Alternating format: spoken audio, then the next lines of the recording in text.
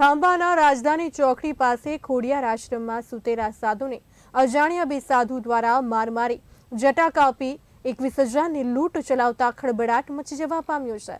Khambha police સ્ટેશનમાં ₹10,850 રોકડા તથા 10,000નો મોબાઈલ અને 300 ગ્રામ કાજુ બદામ મળી કુલ ₹21,150ની લૂંટની ફરિયાદ નોંધાઈ છે, જેમાં અર્જુનગીરી નામના સાધુ અને અન્ય એક અજાણ્યા સાધુએ આશ્રમમાં બગુડાના એક સાધુ આરામ કરી રહ્યા હતા ત્યારે તેમને માર મારી લૂંટ ચલાવી હતી અને જાનથી મારી નાખવાની ધમકી આપી હતી અને તે બાબતનો ફરિયાદમાં ઉલ્લેખ કરાયો છે।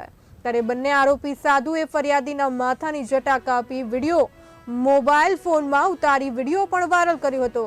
બંને આરોપી સાધુ દ્વારા તું મુસલમાન હે શબ્દ ઉચ્ચારી ધાર્મિક લાગણી દુભાવવાનો પ્રયત્ન કર્યો હતો। ત્યારે મુસ્લિમ અને હિન્દુ સમાજના લોકો વચ્ચે અરાજકતા ફેલાવી સુલેહ શાંતિનો ભંગ થવાના ઈરાદે અને જાણી જોઈને કૃત્ય કરી ફરિયાદીની ધાર્મિક માન્યતાઓનું પણ અપમાન કર્યું છે।